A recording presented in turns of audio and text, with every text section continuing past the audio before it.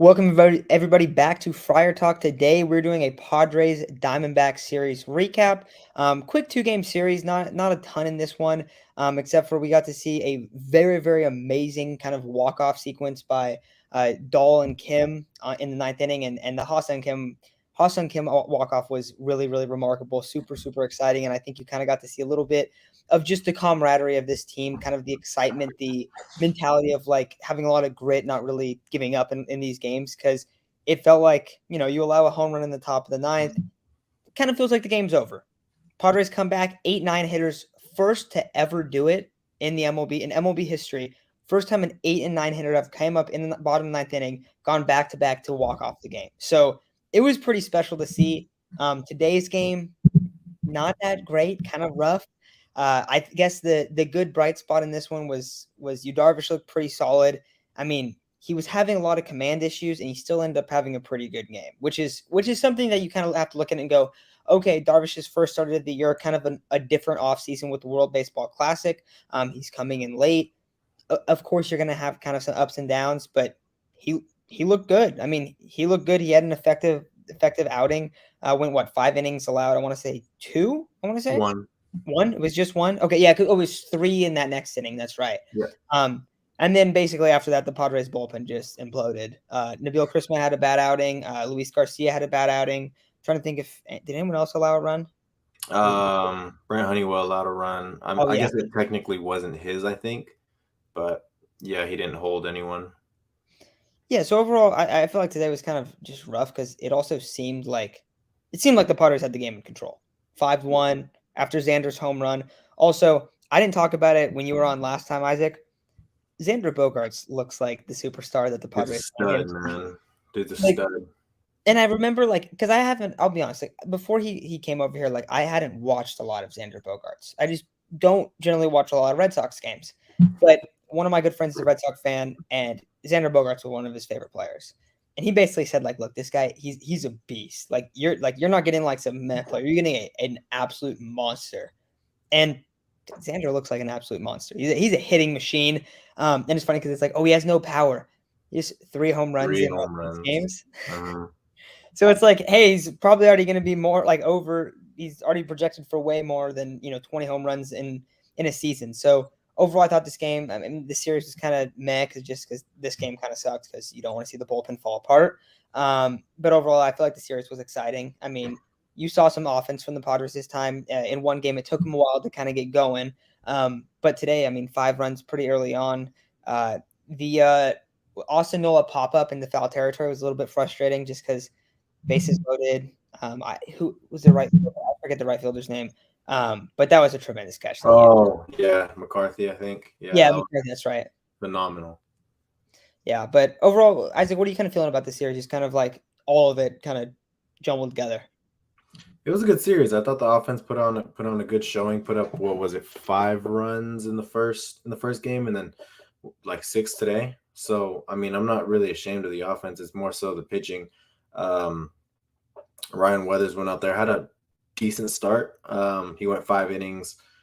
Yeah, 5 innings, allowed 2 runs. It would have been a lot worse if Manny didn't make the catch that he did, but 5 innings, 2 earned, and I don't think he looked great. I thought he looked okay, but he got the job done, kind of like we expected him to, kind of like we wanted him to.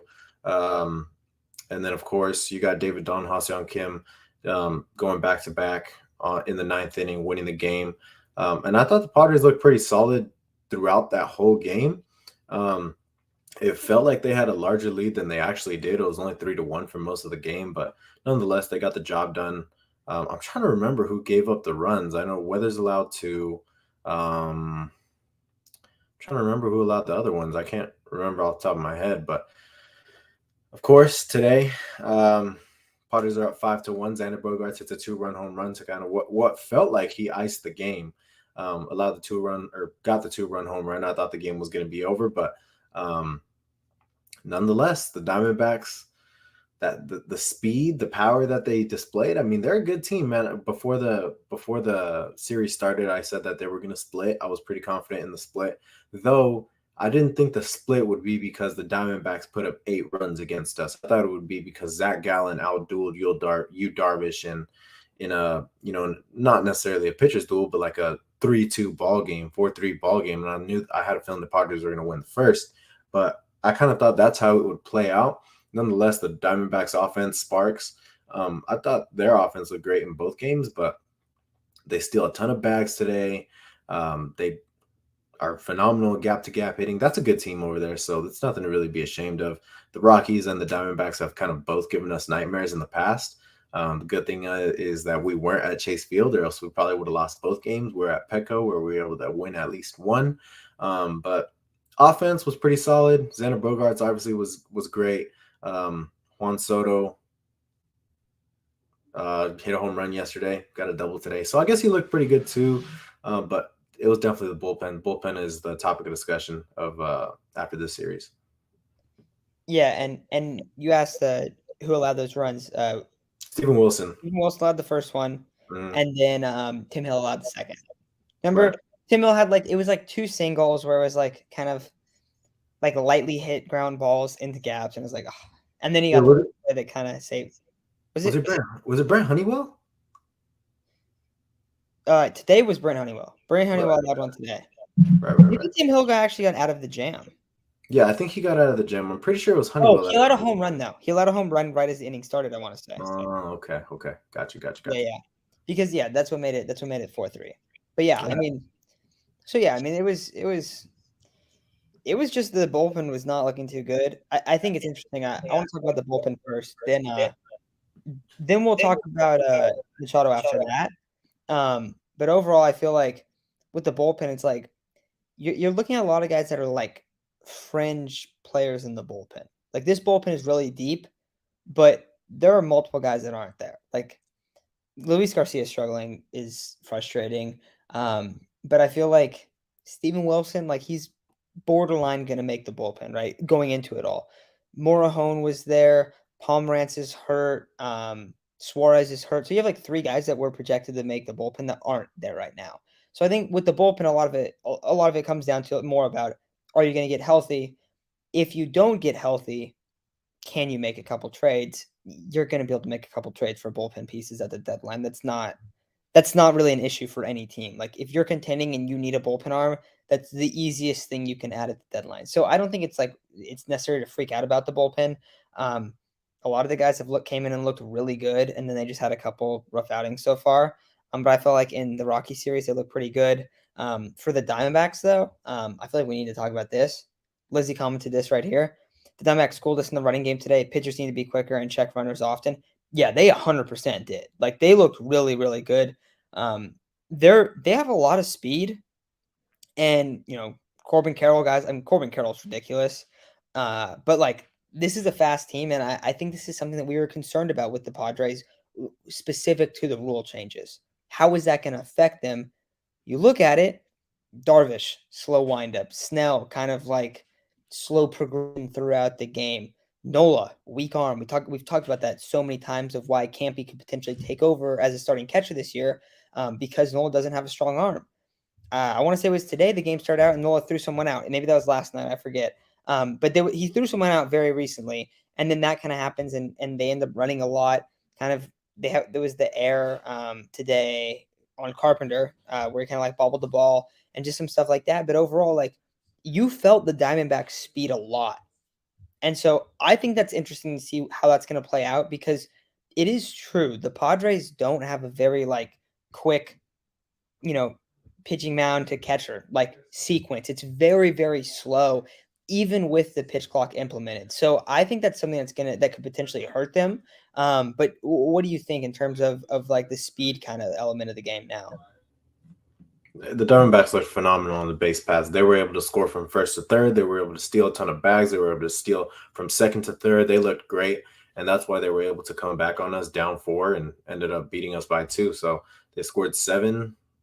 A few of them went unanswered for a while. We weren't able to get any runners on after for a little while there. We weren't able to get any runners on after Xander Bogaerts' home run. So it wasn't necessarily just the Diamondbacks. We also couldn't get guys on. We kind of stalled after that 5-run outburst in the first few innings. But going back to what you were discussing, the Diamondbacks, super fast team. They're probably going to be amongst the league leaders in stolen bases.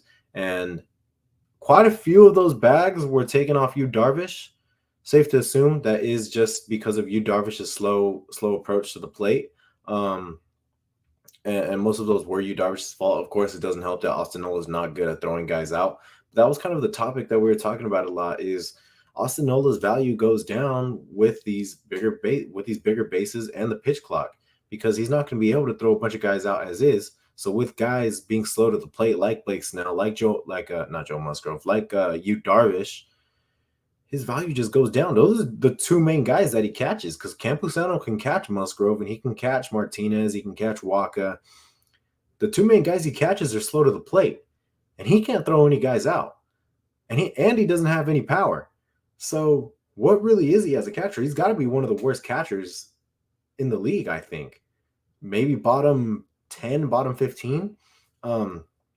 But it sounds like I'm consistently blaming Nola, but it wasn't all Nola. Luis Garcia also had a horrific, super slow approach to the plate. Somebody took third on him that ended up scoring a run. A few of these guys in the bullpen do have slow timing to the plate, so that's definitely going to hinder the Padres.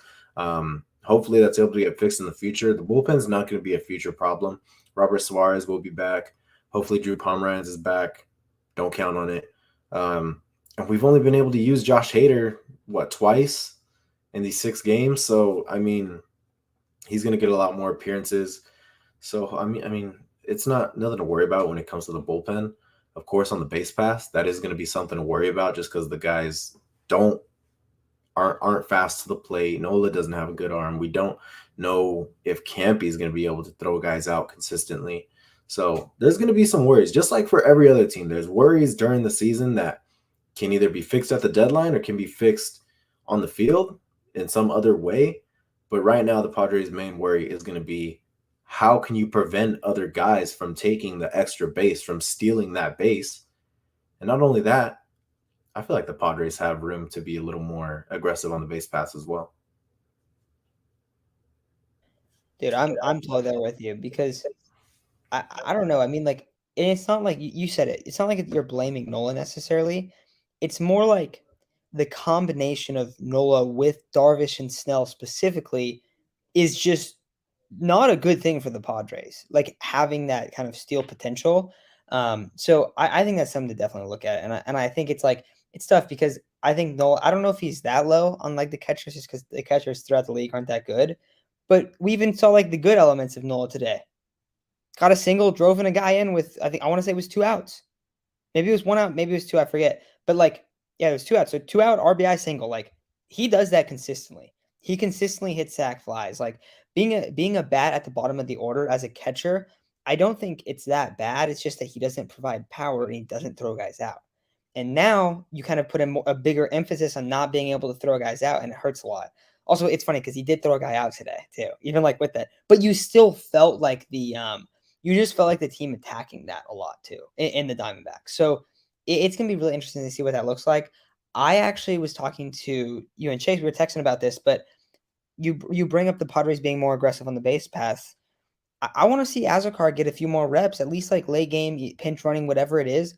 I hope we're able to see him on the base pass because you put him in there, and if he's playing in right or left or center, I don't know, wherever he's filling in for, he adds an element of speed. And we saw the David Dahl pinch hit home run. I feel like that whole sequence was kind of good because now Azokar did misread that. This is back to Monday's game, but Azokar did misread that ball, but then he played it really well after that and made a fantastic catch as a defensive substitution. And then you brought in David Dahl and he pinch hit a home run in the bottom of the ninth. So I feel like that kind of combination worked super well for the Padres, which was really cool to see. But I think it's important that they're able to kind of play guys in the right positions for this team, because there are some guys on this team like, I don't know, Matt Carpenter, Nelson Cruz, that are below average defenders, right? But then you look around, you have guys that are like great fielders, like an Azokar, like Grisham, Kim, but maybe they struggle at the plate a little bit. And obviously to different degrees. But like you can really adjust this team into like where the situation's at and really emphasize your strengths, which is really cool because you don't like we're looking at a stacked roster and it's kind of like greedy right now on the Padres side, but you don't always feel that with a lot of teams in the league. Like you do not feel like oh yeah, we can put this guy in here. He can play this specific role and like kind of all that. So I hope they get more aggressive. I hope we see Azokar kind of coming in, pinch running. When Tatis comes back, of course, he's going to steal a lot of bags. I feel like he's going to steal a lot of bags, honestly. I feel like that's going to be something that we're going to see him kind of maybe increase in his game. At least I hope so. But overall, I think it'll be really interesting with that. Now, Isaac, real quick, moving on. The Manny Machado ejection. This made absolutely no sense at all. We see the umpire kind of look at him and give him. Well, actually, first we see Manny call time right before 8 seconds, and he called time in the right time to not be a violation. The umpire, I forget his name, he calls him out, and Manny looks at him like, "Dude, are you serious? It's 3-2. It's a 3-2 count. I'm going up against Zach Gallen. It's best versus best, right? Ace of one team against the best hitter on another team, and you're gonna call me out on a 3-2 pitch? Like, really?" I kind of talks to him a little bit. As he walks away, Manny calls the ump a douchebag. When he calls him a douchebag, he immediately gets rejected. This is a serious problem that I have with baseball. Like, why is an umpire dictating the game where it's your best hitter against the other team's best pitcher, and you're calling a guy out on a violation that shouldn't have been called, and you are so sensitive that he calls you a douchebag and you eject him? Like, we're going to, like, anyone that went to the game today didn't get to watch Manny Machado because the umpire was too sensitive because he got called a douchebag. That's, I don't know. To me, that is ridiculous. Like, am I wrong, or is that just ridiculous? No, it's super ridiculous. I mean, I get it. Call him a douchebag. But I mean, Manny called a timeout on time. It was right at the 8 second mark. That's perfect. I feel like it shouldn't have gotten to the point that it got to. Of course, it looked like Manny was on time. He was in the box. He looked right at him and said time. And I guess the sign wasn't picked up. I don't know what it was, but Ron Kolpa was just awful today. I feel like there was a few Yu Darvish. It was like 2-2 counts. Yu Darvish should throw a strike, but it get called a ball. Another incident where Ron Kolpa was saying something about "don't do this with my game." I don't know what it was, but he was frustrated at that. At some point later in the game, it was a shit show from Ron Kolpa today. And umpires, as you know, some old heads, some older people won't admit it. Umpires are pretty much a problem in baseball. Not all of them. There are good umpires. Recently, the Padres had a pretty damn good umpire that only missed 3 calls throughout the whole game, which is fantastic. And we know how umpires.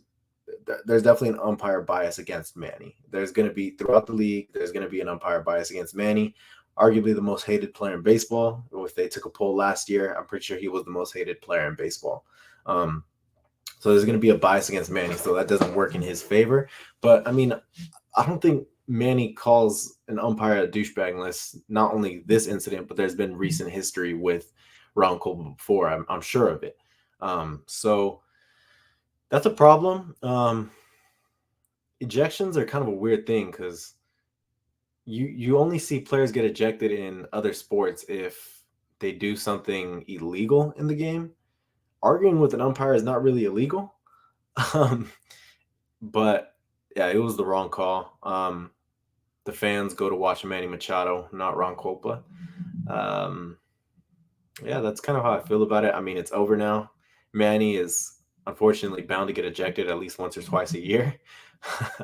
But fantastic. I mean, of course, Manny's a fantastic player, but there's always a bias against him due to his days with the Orioles and the Dodgers for whatever reason. Yeah, I like your statement at the end there. You know, the fans show up to see Manny Machado, not Ron Kolpa. Yeah, I feel like, dude, we see this all the time, bro. It's like the fact that you get ejected for something like that, it's just stupid. It's just yeah, like, really? And it was kind of like it was almost like a ball don't lie moment at the end when or not at the end, but the next at bat, Nelson Cruz comes up and hits a home run, hitting yeah, it Manny Machado's spot. And it was kind of like, oh, there you go. yeah, There, he shouldn't have been ejected. That was stupid. So yeah, it kind of felt like that too, which was cool to see.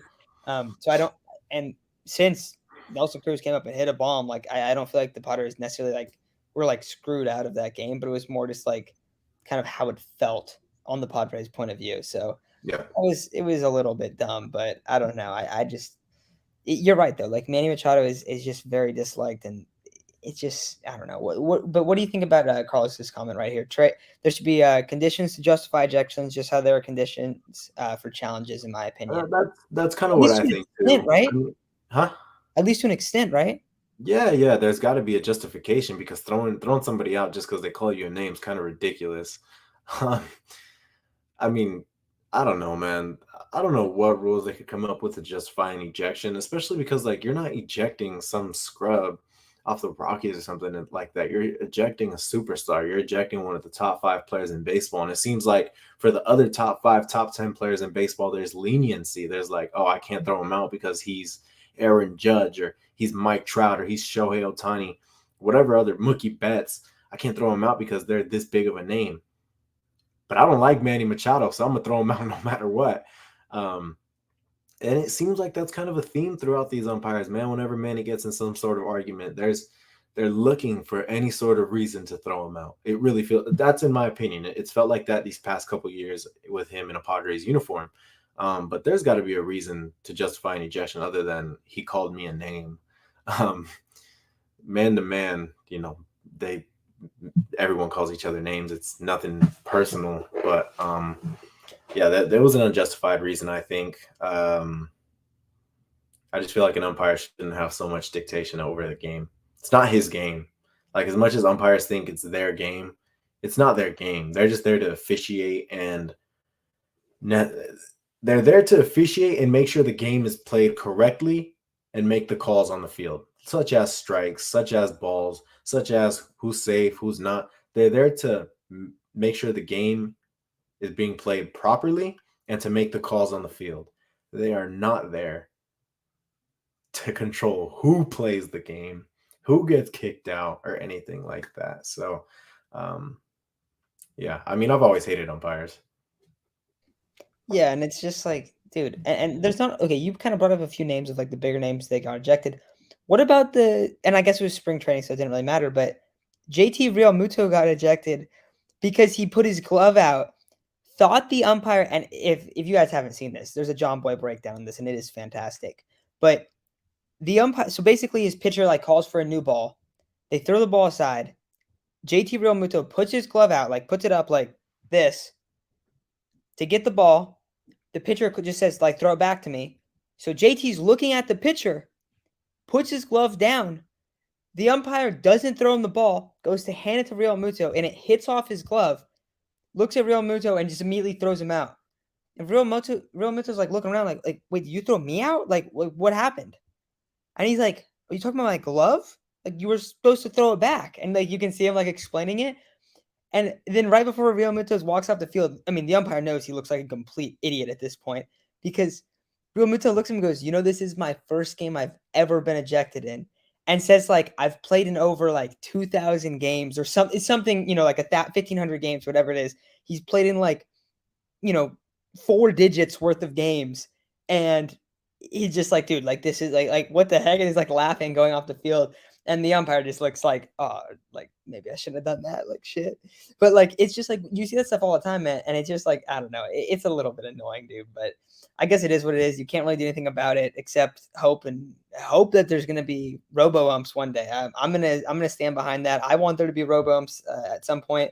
We see all these rule changes. I think it would benefit the game. I know some people don't really like it, but it was really, really, like, there's some bad stuff. Also, Devin commented this one.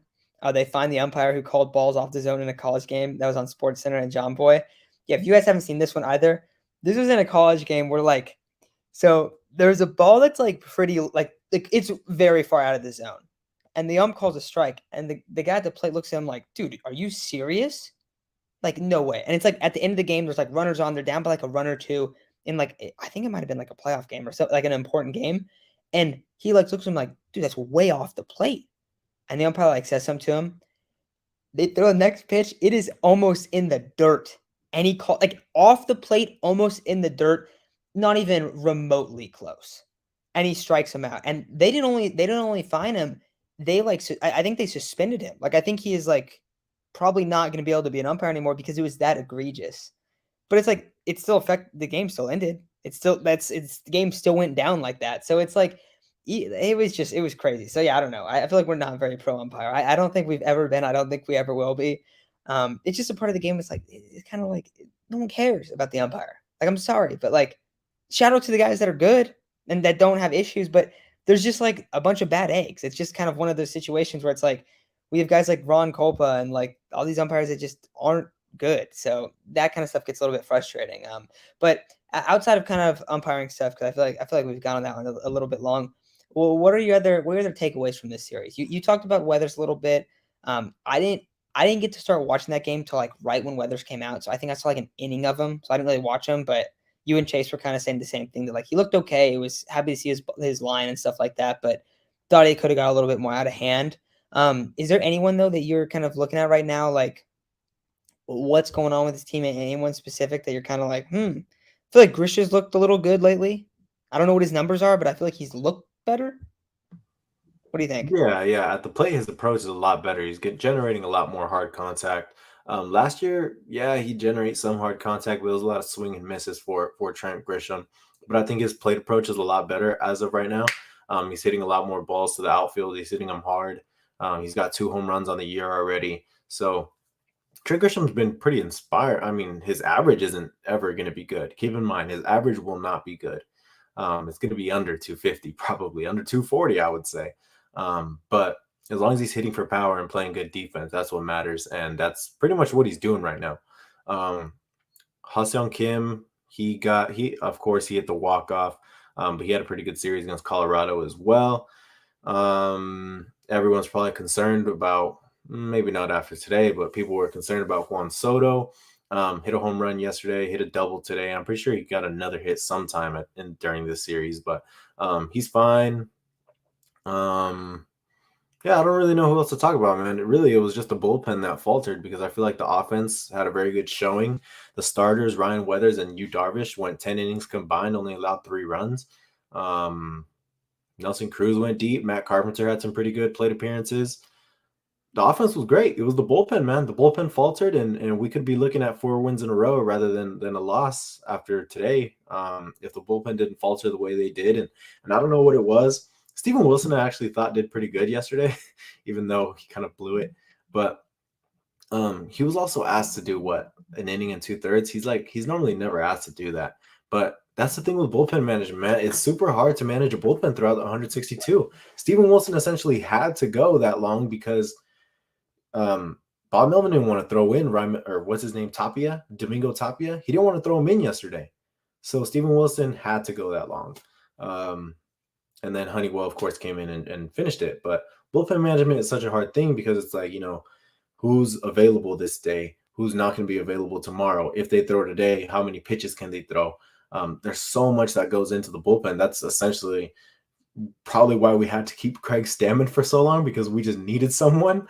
And that's going to be the case with every bullpen, man. It's hard to manage a bullpen, and especially after 5 games, 6 games in a row. It's going to be tough. So, yeah, the bullpen faltered. We could be looking at 4-2, but is what it is. 3-3 after a 6-game home stretch, and on to Atlanta. I also feel like early on in the season, I feel like around like 500 or something, it's not that big of a deal. Like it's not something to be like stressed or nervous about. I think that we see the talent in this team already, like right away, like right off the bat. So I think it's gonna be really interesting to see what this team looks at. I also just like I can't wait to see the lineup fully there when Tatis comes back, because we already like see the glimpse of like, man, like Bogarts is a huge addition. Like this guy looks really good. Manny's not hot yet. I mean, we've all been watching Manny for 3-4 years now, like game in and game out.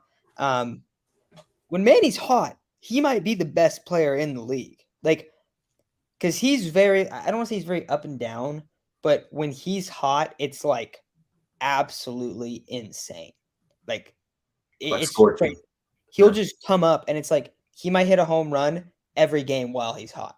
Like, he might absolutely just tear the cover off the baseball over and over and over again. So we haven't really seen that much. We've seen Bogarts get really hot. We haven't seen Soto get really hot. Don't have Tatis yet. We're seeing Grisham put up some better at bats. Kim looks like, I don't know. Kim absolutely pimped the baseball to hit the walk off. Nola's had a couple of good hits. Carpenter's been hitting the ball pretty well. We saw Cruz hit a home run today, and like you start looking around, you're like, dude, this lineup is insane. David Dahl pinch hit and came in for a home run. He's like the last guy on the roster. Jose Azocar came in and stole 2 bags in an inning and got driven in. Like you're just seeing a lot of production from guys that are like super low on the roster that are just being asked to do a tiny bit of stuff. And then also you're seeing like, I guess not all your superstars, but you're seeing Xander just like go off, and you're fully expecting the same to happen with Soto and Manny and Tatis when he's back as well. So it's just exciting to look at it from kind of a talent perspective. I wouldn't worry too much about the bullpen either. You're going to see the bullpen blow a bunch of games in the regular season. That's just kind of asking Steven Wilson to go 2 innings versus 1 is a lot different. And we've seen that for him specifically. If he comes in and throws an inning, he's a lot better in his first inning than he is his second. Like we see this with a lot of guys. This happens with like, I want to say, is it Morahone this happens with all the time? Oh, dude, he looks good in the first, and then he just implodes. Yeah, like there's a lot of guys that are just 1 inning guys. So, and we saw that in the playoffs. What did the Padres bullpen do? It balled out. Also, having like Hader as your back in like comfort zone, I feel like anytime we're going to be going into the 9th inning, like we're going to feel good about it. We win, yeah. And that's a nice feeling to have. You just gotta get there. That's why I feel like today's a little bit annoying, even when you're up 5-4. But yeah, only other guy, Campy. We were texting about him a little bit. I feel like he's looked good. I feel like his approaches look a little bit better. He doesn't have the best plate discipline, but Monday's game, he gets ahead in the count in back-to-back ABs. And then after that, he has a couple, a little bit of hard contact. I feel like he has hit the ball to the warning track like 4 or 5 times already this year, like legitimately 4 or 5 times. But I've liked what I've seen from Campy. He looks like he can be competent as a defensive catcher. So I think they're going to ride with Campy for the rest of the year as their backup catcher. I don't know. What do you think? And maybe he overtakes Nola's spot or something like that. But I feel like this is the year like where we're not going to see Campy come up for the first month and then get sent back down. We're going to see him on this team like all year, hopefully. Is that what you're expecting too? And what do you feel like you've kind of evaluated, I guess, from him so far? I thought he's looked good at the plate. I mean, his plate discipline can be a lot better. It seems like he's going up there and swinging at a lot of balls out of the zone. But when he does make contact, it's no joke, man. He connects with the ball, and he connects pretty well. It's much different with Austin Nola. Of course, Austin Nola got an RBI single today, but that's pretty much what the most you can expect from Austin Nola. You don't really expect him to hit it out. You don't expect him to hit it to the warning track. You don't expect him to hit it over anyone's head. You kind of just expect those singles. And don't get me wrong, it's not a horrible thing, but throughout your lineup, you want some power from top to bottom. And I mean, last year the Padres had a fantastic run, but maybe some power can help them get over the Phillies. And maybe, I mean, their power wasn't too bad in the playoffs, but 2021, of course, the Padres' power wasn't great the second half of the season, and we've had the same catcher back there who hits maybe a few home runs. He's good at calling games. He's been good at calling games, but this year now you got the pitch com. These guys are starting to call their own games, and the bases are bigger, and there's a pitch clock. It's going to be hard to throw someone out. So hopefully we see Campy go into maybe not a full-time role, but a 50-50 role here soon. I just feel more confident in his bat at the plate, being able to get guys in when necessary. Now, of course, he's probably going to strike out a lot. It seems like he's going to be that guy that does swing and miss a lot, but when he gets a hold of the ball, it's going to be pretty fun to watch. Maybe like a Mike Zunino, low average, kind of strikes out a decent amount or maybe a lot.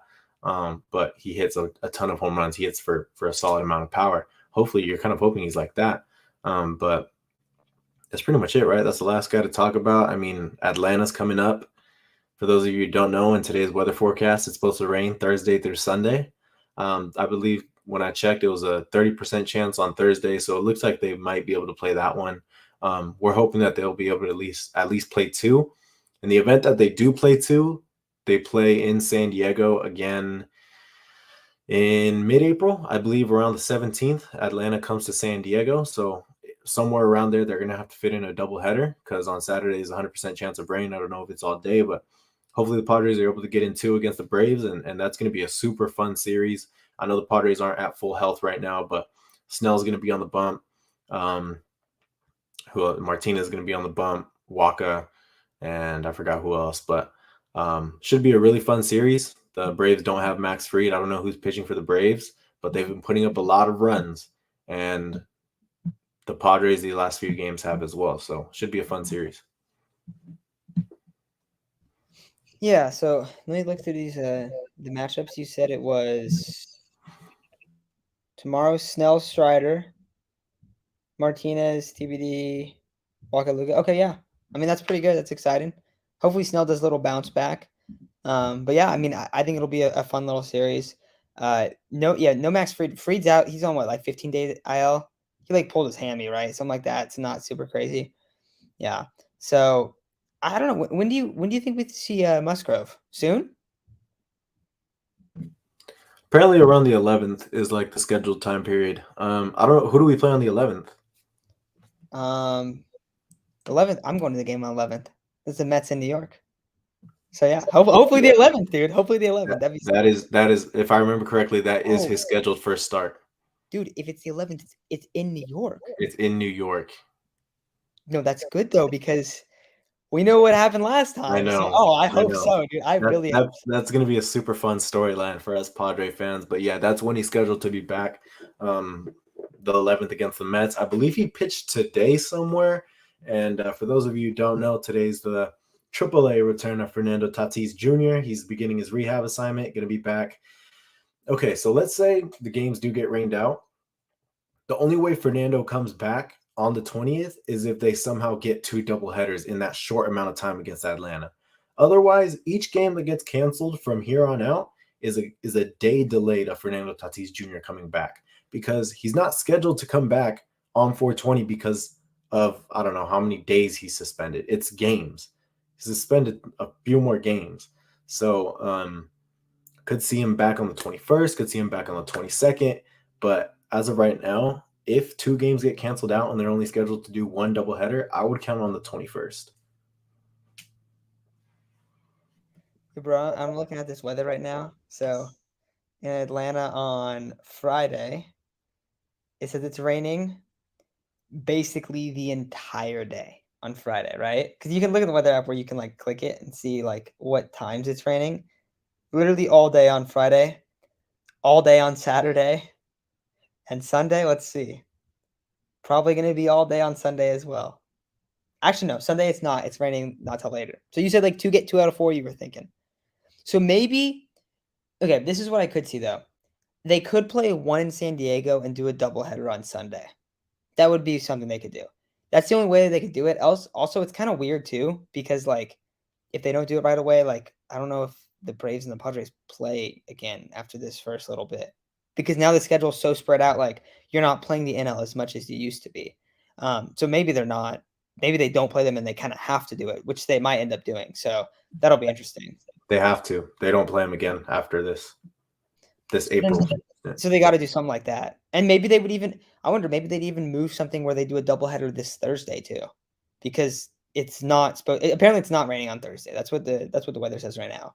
But we'll see. We'll see what it looks like. But yeah, I mean, outside of that, I think it's an okay start to the season. Of course, you want your guys to start out super hot.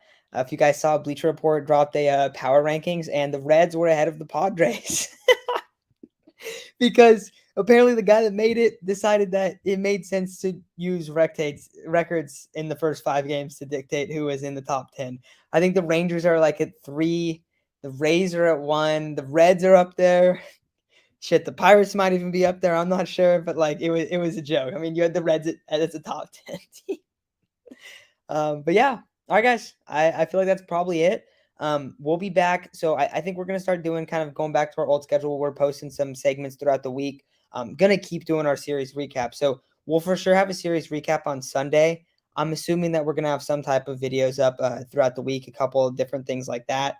But besides that, I mean, looking forward to this Padres season, and I feel like we're a little bit more busy this year than we have been in past seasons, but we're going to be covering the team pretty much the same that we've been able to do in the past. The live streams are super fun, so we'll keep doing those, and we'll keep doing every series recap for sure. And then a bunch of other stuff that's kind of whatever's going on, whether is this guy going to get traded, should this guy start over this guy, any kind of news discussion, stuff like that, we will make sure to post individual videos and segments on that as well. So With that said, though, thank you guys for listening, and we'll talk to you all very soon. Have a good one.